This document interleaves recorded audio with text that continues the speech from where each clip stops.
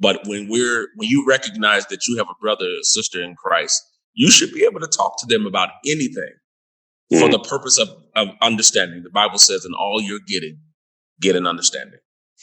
I'm with you there. So let's get an understanding. We'll do it. Okay.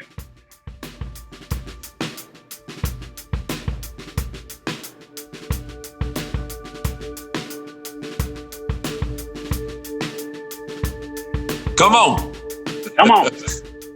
Hey, thanks for joining me in a little hangout time, YB. I'm learning to call you David less and YB more coming around as our friendship grows. I don't know where you are. You look like you're in a cool place in your church. I am in my 13-year-old daughter's room with children's books behind me, and it's the only place I could find in the moment to have some quiet. So, man, thanks for taking the time. Are you at your church right now? I am actually in the sanctuary. I am sitting in front of our sound booth, doing this with the lights and everything, and so camera and stuff. This is why I had to find everything. They put it up. I was like, where y'all put it? So I had to. But tell everybody that goes to Colonial that's part of our church community, where is Unity Church here in our city? Okay, Unity Church is actually located on Hollywood and Grant, which, if I can give you landmarks, which is how I tell people how to get anywhere, landmarks, is there is a Brahms and a Taco Bell on Kemp. If you go behind it, directly behind it is Grant Street, and our church is right almost directly behind Brahms. Gotcha. So if you get back there, you'll see it. You'll see our church. We got signs. We've got some longtime CrossFit Texoma people at our church that's right down from where you are. Exactly. My kids have burned some of my cash over at Urban Air. I know exactly where we're talking about. Oh yeah, definitely. It's right there. I am grateful for our growing friendship.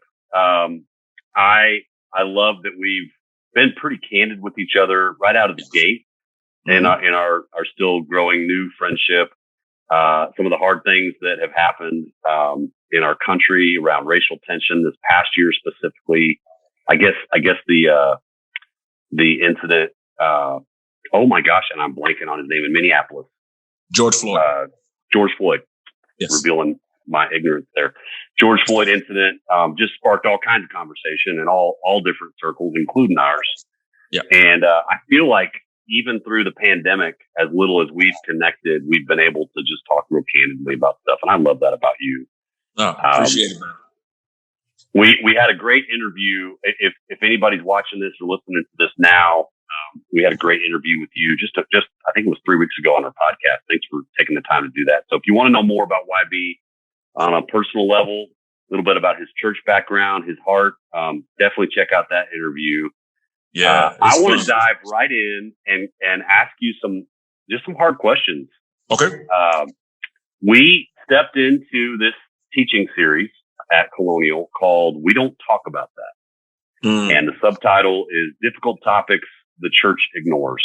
My hope is this is a series that we come back to sporadically over time to talk about different hot potato topics and hopefully just kind of ooze that candor, that humility that we want to bring to being a community of Christ followers together.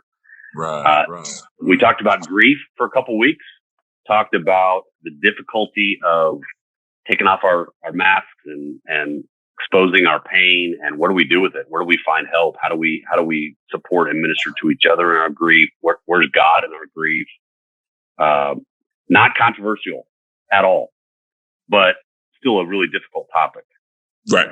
This past weekend, however, we stepped into, for lack of a better way of putting it, more controversial space, because we used a different movie and some teaching along with it from the scripture that I know you're familiar with. We've already talked about, called Just Mercy, based on a book by Brian Stevenson, Michael B. Jordan, the main character, the lawyer, the Harvard lawyer from up north, played the real life Brian Stevenson in this film. And I just want to come out of the gate and ask you some questions. First of all, have you read the book? Have you seen the movie? What are your general thoughts on that true story and how it was shared with us? Seen the movie. I actually could have done without seeing it. For I am me, curious why. Well, I do not like to have to revisit sensitive issues like that, because if we are truthful, sometimes things like that are vividly presented can uncover and deal with some things that we may have had to walk into in our lives. And so, because we've moved past some areas, we've been able to process some things, we've been able to grow from some things. Sometimes we don't need to revisit in order to understand. Sometimes we don't need to continuously uncover in order to know, what we know. And so for me, sometimes I don't like watching movies like that because of what I already understand. And let me say it like this. You want me to be candid and very open, and I try don't to hold back, YB. Anyway, I am a proud Black man. I'm not an African American. I am a proud Black man. I was not born in Africa. My descendants were. I am a proud Black man. Love Africa. Love my heritage. Love my roots. Love my ancestors. I love where I come from. I love who I am. I love what I look like. I have no problem with that. I stand with Black people.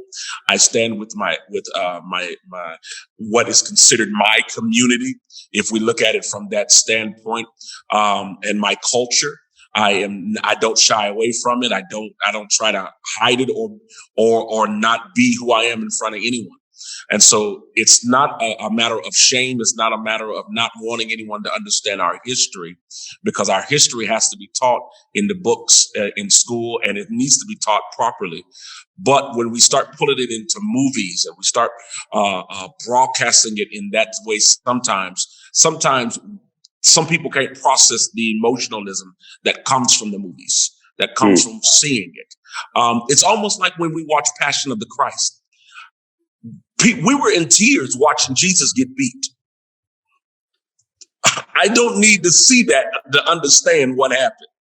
And I don't watch Passion of the Christ anymore because it brings about emotions out of me that I really don't want to. I'm like, man, God, no, I don't want to feel that. I want to be able to understand and move from it and use the understanding I have to be better, to do better. So I watched it. It makes a ton of sense. That makes a ton of sense.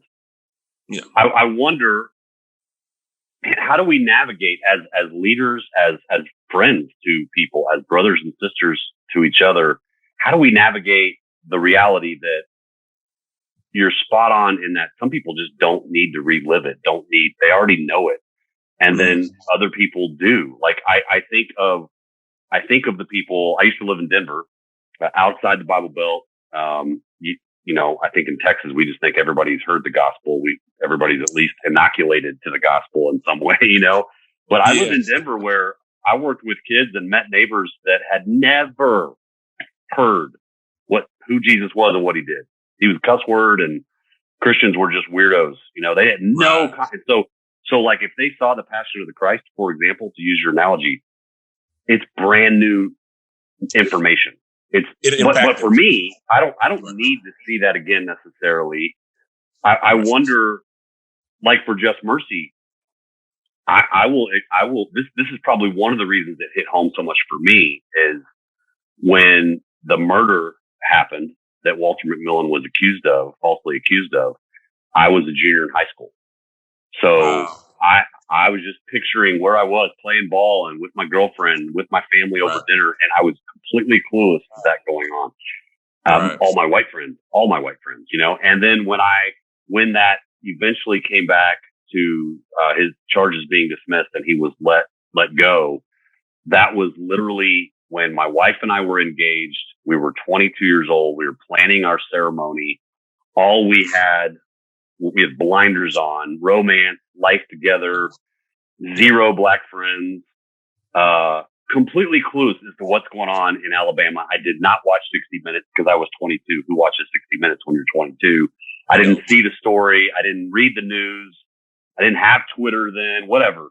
So my point is, for me, I have these multiple moments reading the book and watching the movie going, this happened not that long ago, and I was clueless. And I don't know if that's the difference between me being a white guy over here in my world or what. Does that make any sense to you? It makes perfect sense, because I believe movies like this need to be made. Let me say that. They need to be made. Stories need to be given, because some people won't know unless they are. For me, growing up, being aware of what's going on, it's like I can't exhale from watching that movie. Mm. And the reason why I can't exhale from watching that movie is because when those that watch it that are unaware of what goes on with racial injustice in and in the justice system, you'd be like, oh my God, thank God. Woo, it's good. Me, I'm like, okay, that's one. What about the other thousands? What about the other ones? What about the one that got killed while on death row, that didn't get saved? And so I'm like, thank God for this one, and I praise God for the fact that this man right here was exonerated. But man, how many times have I seen it to where it didn't even make it to the court system? I know I can tell you a story. I was in junior high, and I was living in Memphis, Tennessee. I believe this was the time frame, and there was a young man that was dating. He was a black young man dating a white girl, and they found out. And next thing you know, there was strange fruit hanging in a tree.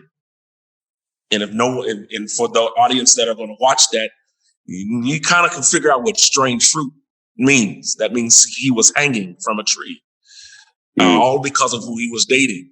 And this wasn't in the 70s. This wasn't in the 60s. This was in the early 90s, late 80s. So, I have stories of my own dealing with injustice, because of who I am and what I look like. In my own neighborhood where I lived there, and I was getting ready to go down to the docks. That's what we called it in Memphis. They wasn't finna take me to what's called 201 Poplar, which is where the jail is. They were going to take us down to the docks. No rights read, no nothing. I got handcuffs put on in the back of the car, and we was on our way to go get beat somewhere or killed, one of the two. But when they found out who my friend was, they let him go. They let us go because of who his daddy is. Been there, done that, worked with all. I mean, I done had everything talked about me said to my face. And a lot of times we can't respond because in our response, we egg it on, and what they really want to do ends up happening. And so, or I look like an angry black man as somebody that, you're just angry. And that's not the case. It's just sometimes we get frustrated. So movies like that are necessary so that people can see it. But like I said, individuals like me and a lot of individuals, a lot of black men, a lot of black people, when we see stuff like that, we don't exhale. We just say, well, thank God for that one. Now let's work on the rest. I know I gave you a lot right there. No, I need to hear that. I need to hear that because I confess at some level I'm one of those going, yes, justice for one, yes. And I hesitate to say this because it's probably just going to discourage you more, but one of my good friends at Colonial, and I'm not even being disparaging when I say this because I love this guy. But after our time Sunday morning, he came up to me and said, 1 in 9 is proven to be, innocent and released.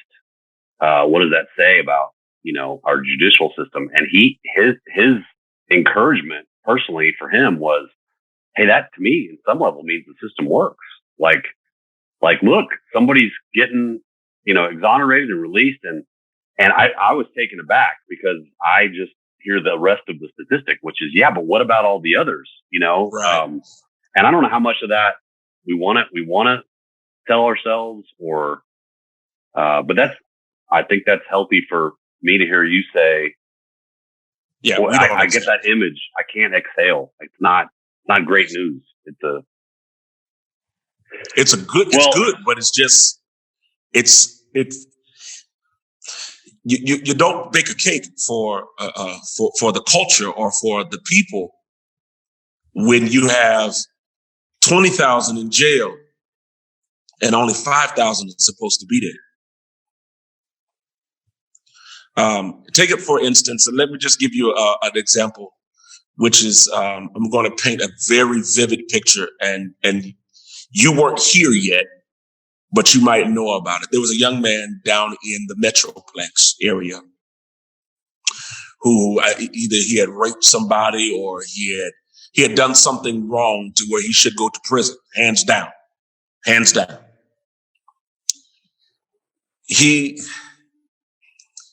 The judge says, I'm going to give him probation because he's affluent.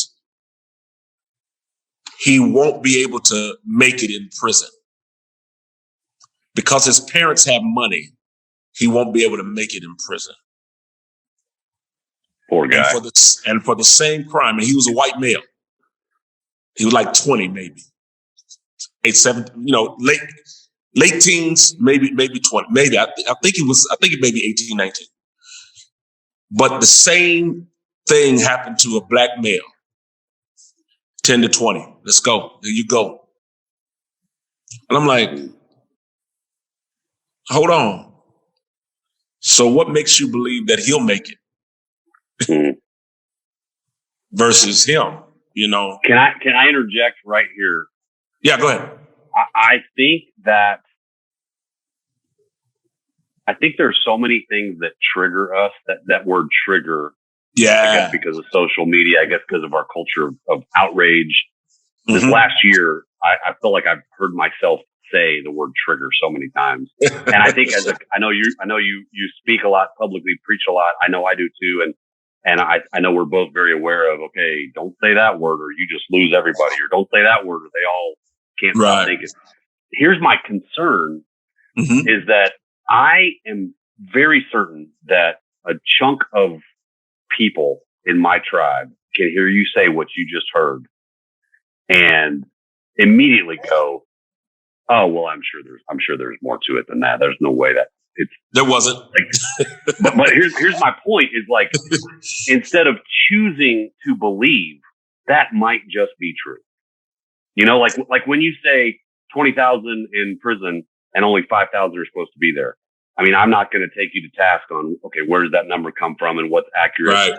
Am I willing in my cluelessness or maybe even in my informed convictions to go, okay, what if that's true? Okay, my friend here believes that. My friend might even know that to be true, and I don't know it yet. But regardless, am I capable in a conversation together of entertaining the possibility that what you're saying is true? Instead, we just get triggered and we start doing this so quickly. I can write you off. I can hear people behind me writing you off. 5 hours, or this happened to the rich white guy and this happened to the poor black guy. I'm not buying it. Instead of, what if there's truth to that?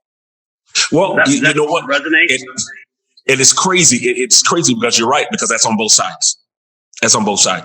You'll have one that'll say, no, that couldn't be, because they couldn't fathom it being. Then you have others that'll run down the street and exaggerate it. No, man, get it happen. But it's true. I mean, you have it happen at Stanford and you had it happen at Vanderbilt. Young man raped a girl that was unconscious at Stanford. He got off with probation. The black young man at Vanderbilt, he's in prison. Same thing. Identical. And it's like, whoa. And so I sit back and what I try to do is, one, you can't paint everybody with the brush.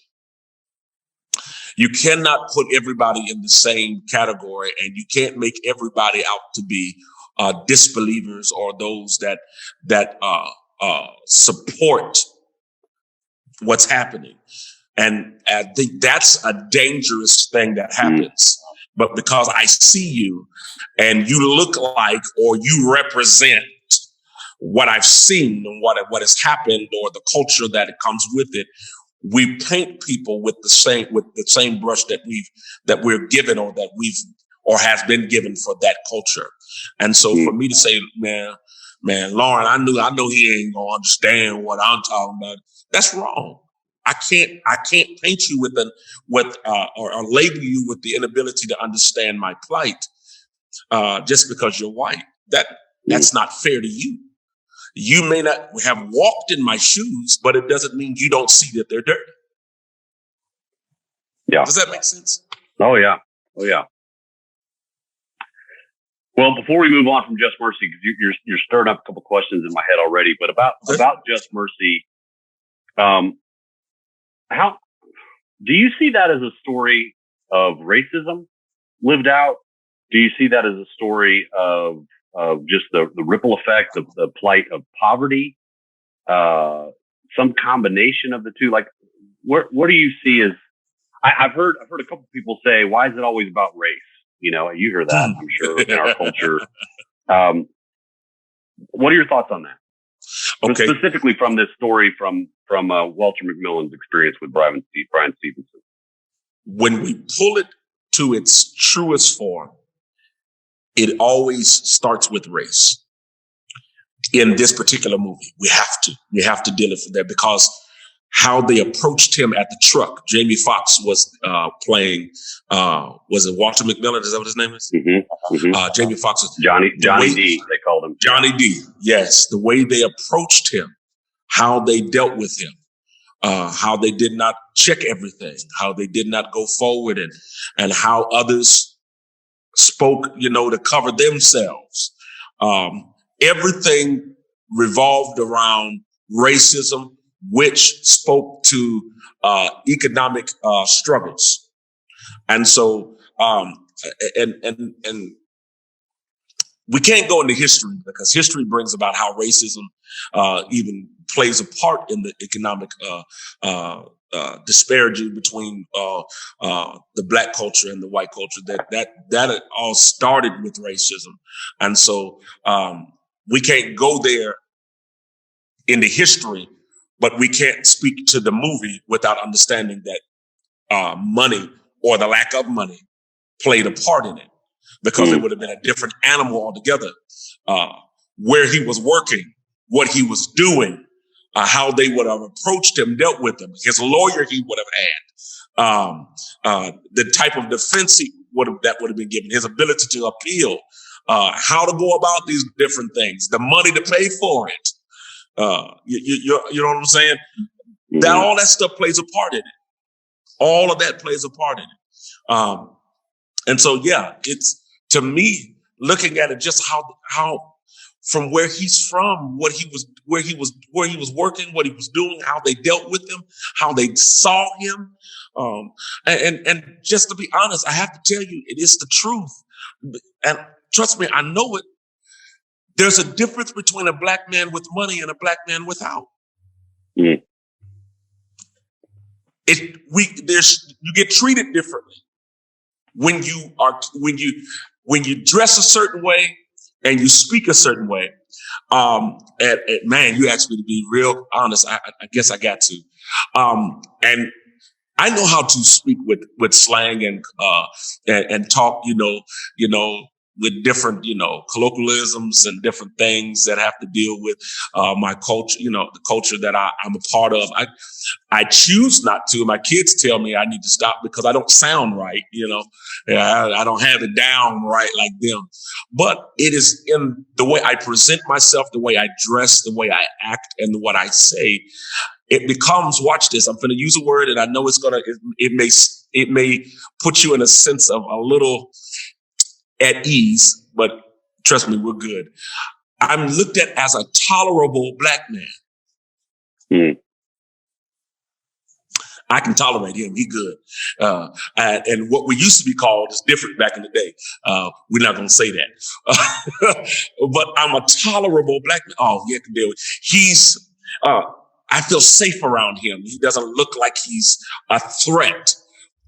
And if you look at the movie, you look at Johnny D, you look at the young man that they got to say something different. I believe it was a black young man that was one of the witnesses. Am I right? Yes, the guy that said he saw his truck. Yeah. Yeah. Did you see him? What he wasn't one that dressed with a suit and seemed like he was well educated and all that. No, they took it from, okay, this is how we're going to treat you because this is how we view you, and this is okay, you're good.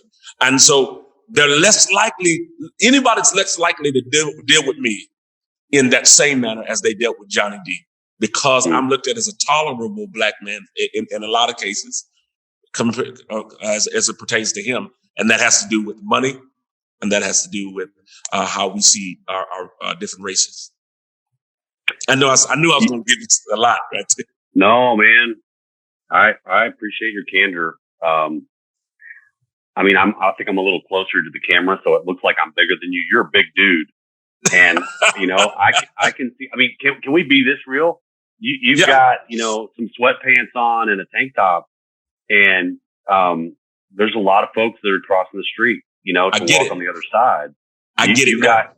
You dress the way you dress most of the time I see you, and that this whole tolerable black man, it makes more sense to me than I want to admit. It happens to me all the time. The clutching of the purse, the locking of the door, still to this day, to see me coming, to stare me down, to see what I'm wearing and what I'm doing, how I'm presenting myself, to listen to me talk. I had someone tell me, "Wow, you speak well." Was I not supposed to? And so. And so, that's the thing. If you want to know something, if you want to hear just from a cultural background, that's not something I want to hear. Please don't tell me I speak well. To me, the first thing I take it as, what did you expect? You speak with such clarity. Oh my goodness. Wow, you sound so well. Thank you. What did you expect from me? Did you expect me to sound differently? Do I look like, what do I look like I'm supposed to sound like? What does that mean? You sound well. So where does this grace come from then? Because you are so kind to me, and you don't have this air of defensiveness or skepticism or woundedness. How come I come along way late, in your journey, and we connect pretty quickly, and I know the answer is Jesus. Yeah, it is. That's number one. Why, despite the fact that is your story, that's your experience time and time again, why is grace oozing out of you right now? The biggest thing is I grew up military brat. Okay. I grew up around all cultures. And so I had to learn to adapt to different cultures because of my father being in the Navy. But two, I had to realize that it ain't everyone's fault. If I am going to be a man of God, I am a man of God to everyone. I don't have what's called a black church. You go to the black church. I don't have a black church. I have a church. There's a ministry. The church is the body of Christ. I have a ministry here that just happens to be predominantly black. Doesn't mean that's all that goes here. We have Hispanic people that attend sometimes. We have those that are white that come. I mean, we have different cultures that come. I have different cultures that follow me on Facebook, that listen to our broadcast, that watch our services, and sow into our ministry and love our ministry. Share all of what we do. I don't preach to a culture, even though I understand African American theology. I understand feminism theology. I understand those things, those things that appeal to certain genders, certain backgrounds. And I could talk to anyone because of God. not because of David. God has healed my heart a long time ago. And even when I see it, even when it happens, I've learned to love him anyway. The Bible says in 1 Corinthians, the 13th chapter, and I taught on love for a whole month. And I'm glad that I did, because it's helped so many of us at our ministry deal with our emotions, because love doesn't keep a record. Love doesn't keep a record of wrong. That means I'm not supposed to hold on to your receipts of every time you did me dirty, every time you looked at me funny, every time you locked your door, every time you wondered if I was going to rob you, when the truth is I probably have more money than you. I'm not bragging. I'm not saying that I got it all, because I'm not rich, nowhere near it. But I'm not a broke man. I'm not sitting here poor, and nor am I sitting here. Nor does it mean that because you're poor, you're going to rob somebody. And so that's another animal altogether, dealing with social stigmas. Okay.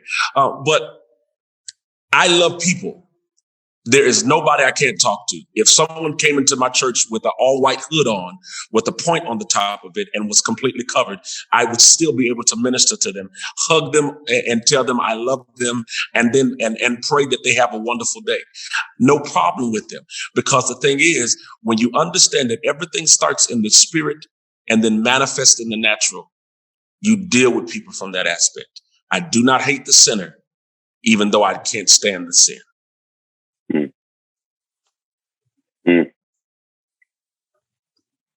Well, to me, there's no other explanation than God.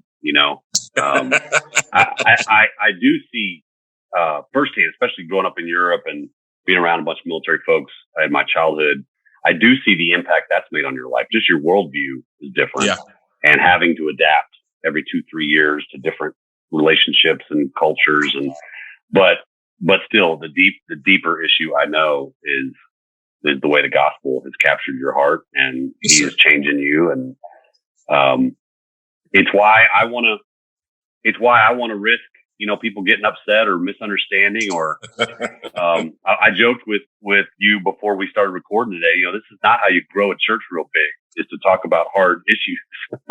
No, the feel good stuff is what grows a church in some ways, but I really feel convicted that if we're going to follow Jesus, we're going to listen to his hard teachings too. Yeah. In that regard, let's get back to Jesus. How do you see, we talked about this a little bit in passing, I think last week. How do you see proximity? That was the heart of what I was trying to communicate to our people, watching Brian Stevenson and watching him leave Delaware, go down into the deep South. And even though he's a black man, he was entering into a new world, a world he had not experienced.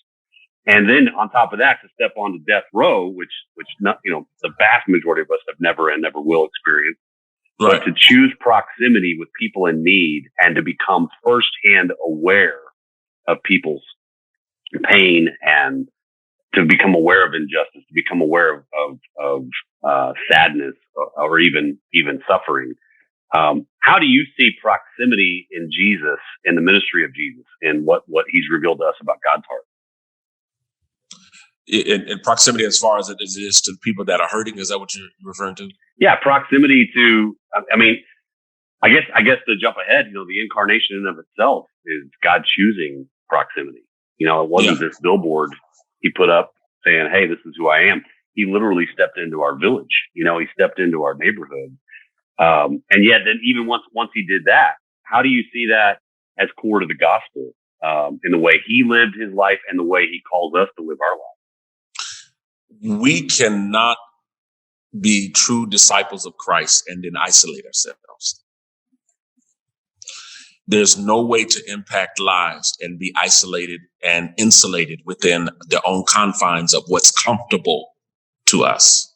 And so in order to really make an impact, we've got to get out of our comfort zones. We've got to get to where those that need God. And let me say this, and I'm going to say this, and I mean it with all of my heart. God is just not needed in the poor areas. God is needed in the rich areas. God is needed in those that are affluent, that have money. Those Just because the money doesn't mean that you're mentally stable, that you got everything right in your relationships, that everything is cool with you. There could be some issues going on that no one knows about. There could be medical issues, psychological struggles. And so for me, wherever the need is, we've got to insert ourselves or get ourselves within proximity enough to touch the people. And so we cannot be effective and be unreachable. And not be able to touch out and reach out and touch people. And this is why I every day I keep wondering why we keep building more and more churches, buildings, what I mean, and big edifices, because we find ourselves isolated within the walls of it and not going out there and put hands on people that really need it. And I firmly believe that. I firmly believe that. It's one thing for people to come to their service. Well, I'm going to my service on Sunday and I'm going to get there, and you check off the box and yeah, good. But what about the day-to-day interaction with God and with those in need? That's the biggest thing. Some people do small groups. I don't do small groups, because we're not there yet. We're not at the point where we can do small groups. But small groups are impactful. Small groups touch a lot of lives. Small groups make a difference because every day you're able to put your hands on somebody. Does that make sense? Yeah, totally. Oh, yeah. Hello? That's a big heart. Who is it? Hey. Okay. Somebody came in the door. Real life's happening.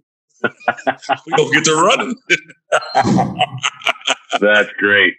No, you're speaking our language. We're not a huge church, but we are big enough that if we're not doing small groups, then it becomes what you're talking about. It becomes about a building. It becomes about a program. It becomes about attending something. I heard Erwin McManus. I don't know if you ever heard of him. He's a pastor from I think he's from Central America originally, but he's out in LA.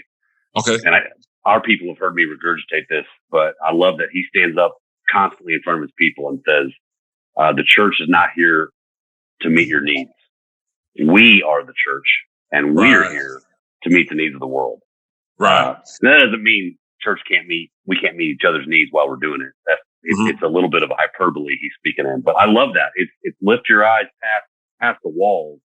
Right. It's recognize we're getting really tribal over and over again by coming to our thing.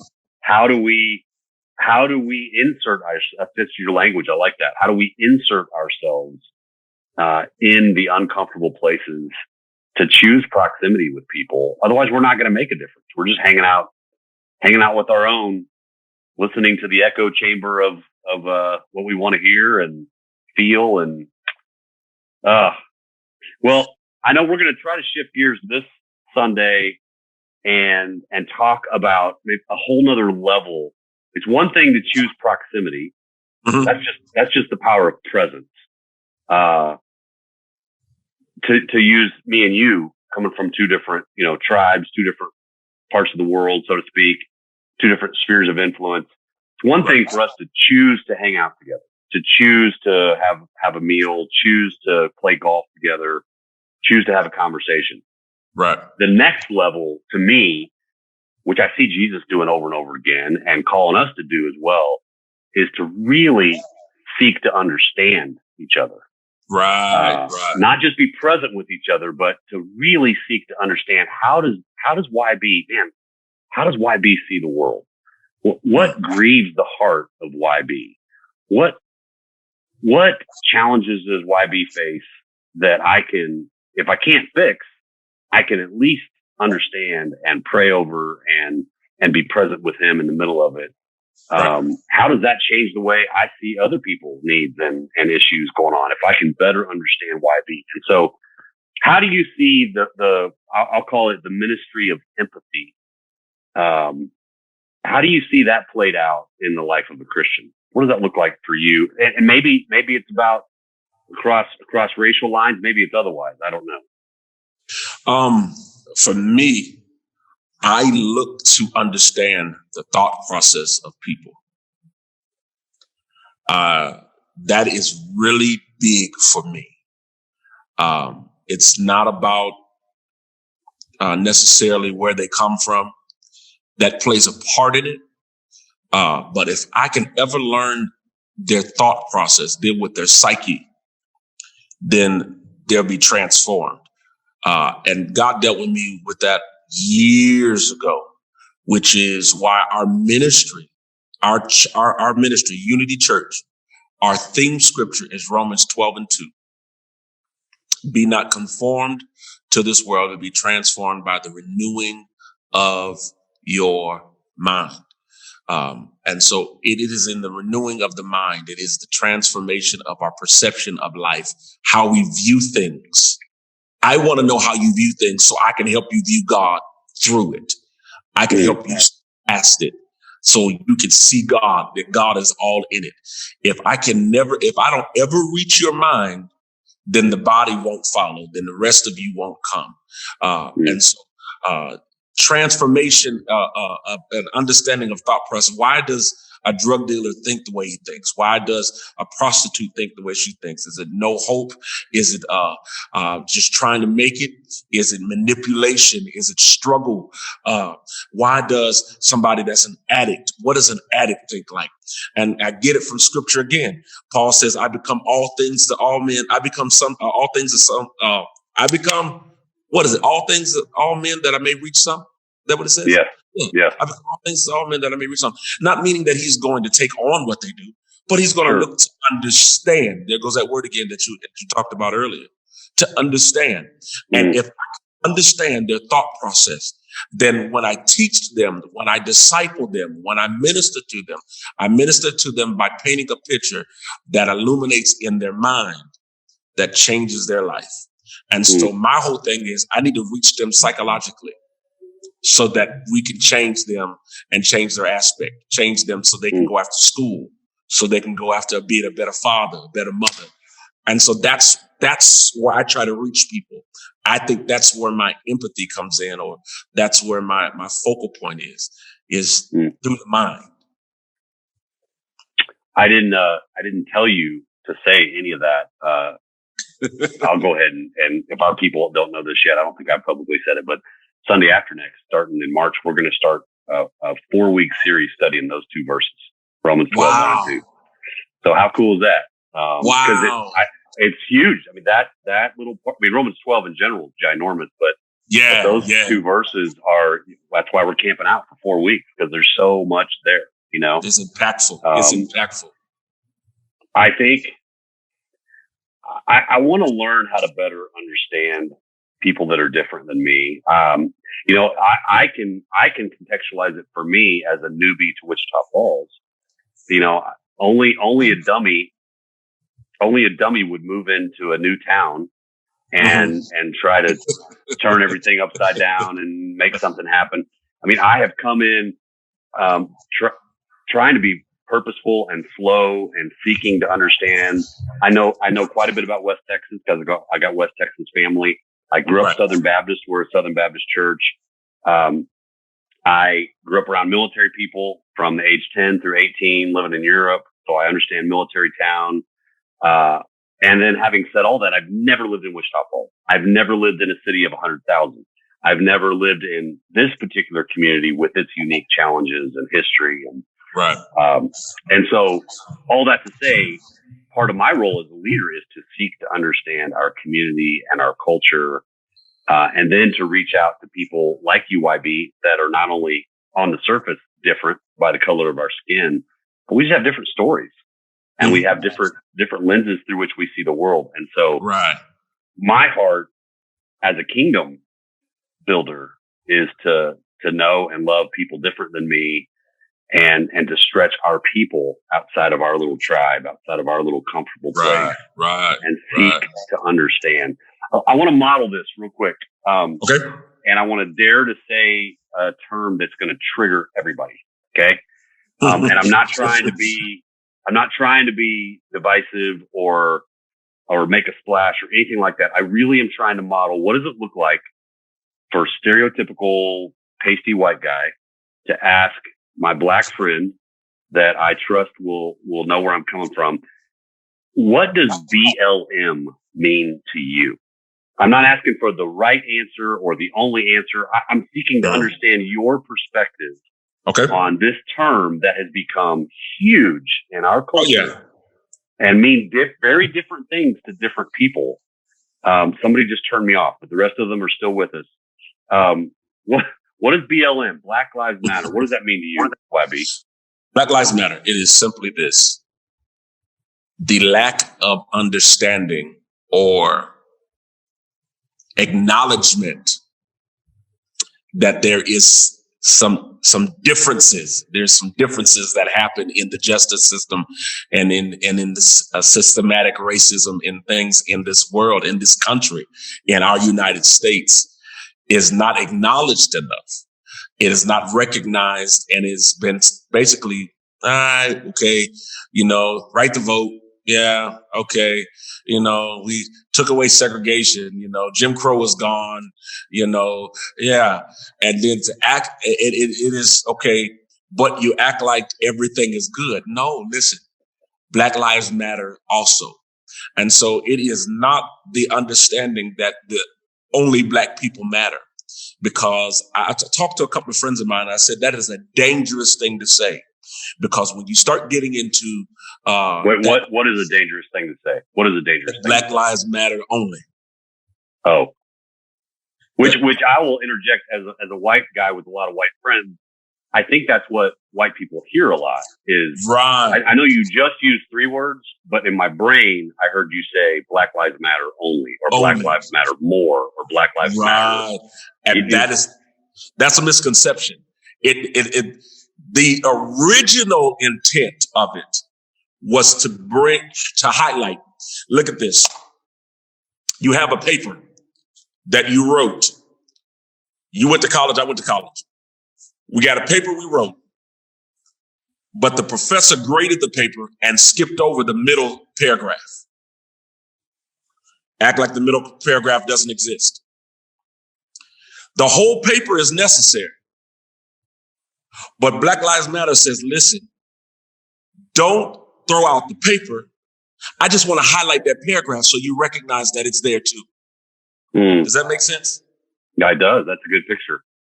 And so it's basically putting a highlighter on, listen, Black Lives Matters also. Don't get so tunnel vision that you fail to see that there is some wrong and some injustices that are happening. Don't overlook, don't just assume that what you see somebody asked for or it's justified. No, it's not. Every time you see somebody getting pulled over, every time you see somebody getting arrested, or every time, everybody's not resisting. Everybody's not doing wrong. Everybody's not guilty. And so sometimes, and this is what's crazy, and this is what I truly believe. I think there are less racist people in this country than there was before. Mm-hmm. But I think there are a lot of people that just believe that, okay, it is what it is, and just move on. To ignore injustice is to agree with it. To just act like it's supposed to happen is to agree with it. We've heard the saying, silence is agreement. Mm-hmm. Mm-hmm. You don't say nothing, you agree. And so that's the thing. Listen, hold on. Before you think that we're supposed to get stepped on the neck like that, or we're supposed to get beat like that, no, listen, Black Lives Matters. Hey, just want to let you know. That's helpful to me to hear you say, okay, if silence is agreement, I want to say something. I want to say, I'm going to choose to say Black Lives Matter. And you're not saying, I confess this is hard. This is hard for me because I'm trying to speak for a lot of my white friends, but you can't. My tribe. I can't because you can only speak for Lauren. That's not fair to them. But right. But what's hard for me is I don't associate it with the organization. Can you speak to that? Because I think I don't know if it's a cop out or it's just a misunderstanding. A lot of folks go, yeah, but have you seen the bullet point list of what BLM stands for? For example, the destruction of the nuclear family. That's the first thing we jump to sometimes in those arguments. And for example, I hate that. Like there's aspects of that organization I got major problems with, but I don't even associate that organization with this term. Right. I see somebody's t-shirt that says BLM. I don't think of the organization. I think of my black friends. I think of the unique challenges of black people in our culture. I don't think of, does that resonate with you in that? That makes sense. Do you think that some people are thinking of the organization? I don't know anything about the organization to that point because I'm not a part of the organization. See, I think you just blew somebody's mind because I'm black and I'm not a part of the organization. You're black and you don't know anything about that organization? I don't, because there are a lot of radical people that come up with a lot. The origination of Black Lives Matter is different than what it has evolved into. Yes. And so what people have to realize is that you have a core group of people that said, hey, Black Lives Matter. And it was a slogan. It meant, hey, stop. Our lives matter also. And it has gone into what a small group of people believe needs to be accomplished, which is why it's like, man, they need to be careful because what you could be asking for is segregation all over again, which is what we fought to get away from, which is what we like. No, we don't want segregation. Oh no, we need to have our own, and I agree. I believe the black community needs to have their own banks and their own hospitals and their own grocery store. That's wonderful. Meaning black owners, entrepreneurs, economic development. That's different than black only. You see what I'm saying?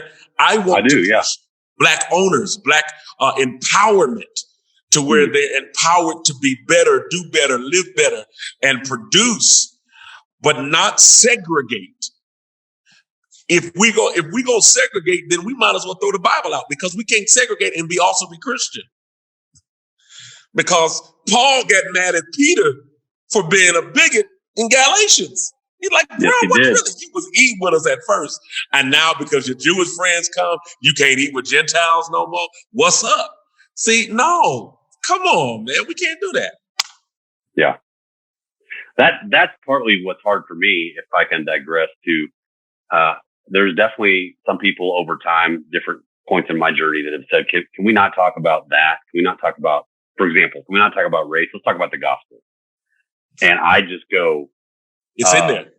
It's in there. It's like that's one of the challenges. If you could pray for me as a pastor, if you could pray for Colonial and our journey, my heart's desire is that nothing's off limits, that we live integrated lives, that we speak about the gospel, which is not just how to die and get to heaven, but how to live the full life that Jesus invites us into, that starts now, by the way. It doesn't start when we die. It starts now. And so how do we deal with issues in the people around us? How do we seek to understand how people see the world differently? And how do we bring the truth of the gospel, which is a reconciling truth, into racism, for example? I love that you brought up Paul just reaming Peter a new one. That's like central to us understanding the gospel. And that's blatantly prejudice, you know? I would say this to you. I pray for Colonial to have their woman at the well experience. What do you mean by that? I must go through Samaria. I must go there. I must go through there. He wasn't supposed to talk to them. They weren't supposed to connect at all. He was supposed to go around. You're supposed to go around. You're not supposed to go in that area of town. You're not supposed to talk to those people over there. You're not supposed to deal with those people. No, you got to go around. No, Jesus said, I got to go through here because there's somebody that's different that I got to minister to. The woman, not only was she Samaritan, which he wasn't supposed to talk to, she was one that slept with different men, had different men. So not only was she considered dirty, because this is the reason why she came to the well at 12 noon versus in the morning with everyone else, because of how people viewed her. So not only did she not look like Jesus, she was considered dirty and unclean. And to even be seen with her is to be associated with somebody of that character. And so my prayer is that Colonial gravitates with their leader, and they have their Samaritan woman at the well experience, meaning they go after that very one that people say you're not supposed to talk to, you're not supposed to interact with, and you're not supposed to be associated with, because they don't look like you. They haven't always acted like you, and their past says it's not like it's supposed to be. And it's when the church gets an understanding that we are to be going after the well every day. I want to meet who's at the well every day.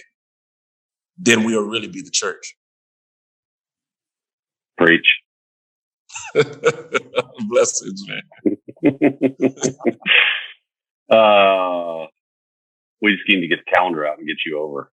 Oh, stop it, man. No. I love it. No, you're so encouraging to me personally. I need to hear that today, because even coming off sharing that movie and teaching Sunday, I just feel this weight of tension. You know, you go to the hard teachings of Jesus, you talk about uncomfortable issues. Silence in this case doesn't feel like agreement. I haven't heard from a lot of our key people the last 2 days. I can't remember if I said this already in our conversation today, but we had some people walk out Sunday morning, and it's a good reminder to hear you bring us back to the heart of Jesus. I must go through Samaria. I must go to the well. I gotta go. It's who Jesus was revealing. It's my heart. It's central to who I am. And my mission is this. Yes. Preach. That's can I ask you this question? I want to ask you this question. Go ahead. I was talking to another friend of mine who happens to be a black pastor, but really anybody could have said this. But I was asking him some hard questions this past week. He's out in North Carolina. Okay. And first of all, I'll tell you this real quick. He moved out to Chapel Hill, North Carolina, just literally a few weeks after the Charlottesville incident. Wow. And so here he is, a black pastor at a predominantly white church, the Methodist Church. This guy's you would love him. He's one of my favorite people. His name's Justin. And he's getting ready to go to church that Sunday morning after the Charlottesville incident. He's literally been the pastor there for a few weeks. And he's talking to his wife over breakfast, and she's like, honey, I know you want to say something, but man, I really want to live here for a while. I don't want you to just shoot your mouth off and get run out of town. And they both agreed, you know, everybody wants to know, what's the black guy going to say? Right. And so he shows up for church. He does his normal deal. He teaches from the scripture. It was already planned, had nothing to do with Charlottesville. And at the end of his message, before he dismisses, he addresses Charlottesville, and in very generic, I mean, I wasn't there, but he's regurgitating what he said, just very general terms. Briefly, he said, hey, God loves everybody. And what we see manifested there is racism, and there's no room for it in the gospel. And let's be people who love everybody really well. I mean, and he was laughing as he shared this with me. He's like, I heard from a couple of my black friends going, that was weak sauce, man. You had this opportunity. That was weak sauce. But the irony is he also heard from some other people in his church going, totally inappropriate. There's no room for you to speak to that kind of thing. And he is lamenting with me now. It's just a hard walk as a pastor to engage in difficult topics like this. So here's where I'm going. That was a long intro. Oh, you're good. He said, the question is not, am I a racist? The question is, how does racism manifest itself in my life? What do you think of that? I think that is a true statement. Racism can rear its head in different avenues. Different things can cause people to respond in that manner. And I'll put it like this. You have a family, next door neighbors, they grew up together. One's black family, one's white family. son and daughter, both. They both have 2 kids, a boy and a girl, all that. Grew up together, lived together, families. All of a sudden, his son starts dating their daughter. Now there's a problem. Didn't know it existed until that trigger. Remember that word. And what we have to do is we have to ask God, do we have a trigger? And if we do, God, pull it out of me. Deal with me. Because I don't want to be like that. And let me say something that you may not have heard before. Everybody can be racist. I don't care what color you are. Everybody can be racist. There's no such thing as reverse racism, as if it starts one place. Anybody that can be racist towards someone else. And so we have to ask, do I have a problem with them? What was my issue with them 2 dating? Was it because they grew up together?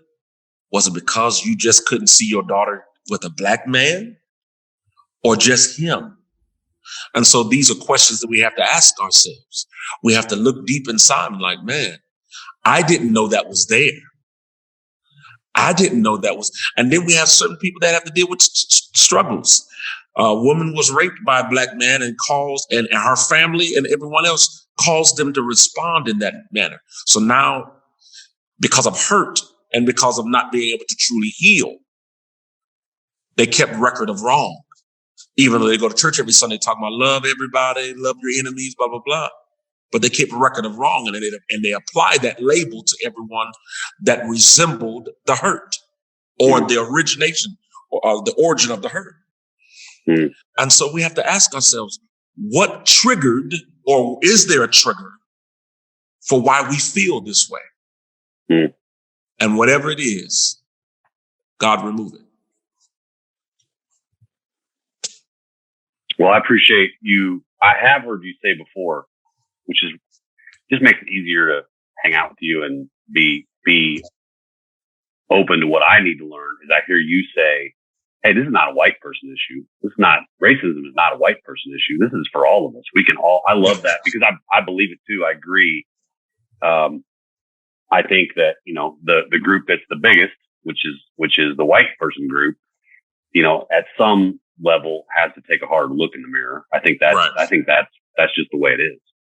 Majority. But yeah, majority, whatever. I mean, majority.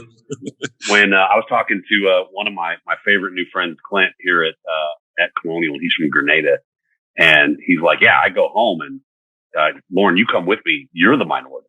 Like you're in the tiny minority of people where I live. And I experienced that briefly in a couple, times in my life, but wherever I've been in the majority. So, man, we can keep talking. Let's table this for some more conversation later. Thank you for the gift of hanging out with me. Thank you for the gift of being real in front of our folks. I'm looking forward to sharing this in some capacity with our church all day. Let's continue to seek to understand each other better. Yes, sir. And in doing that, hopefully bless a lot of people in our respective spheres of influence. Oh yeah, we definitely have. Well, I tell you like this.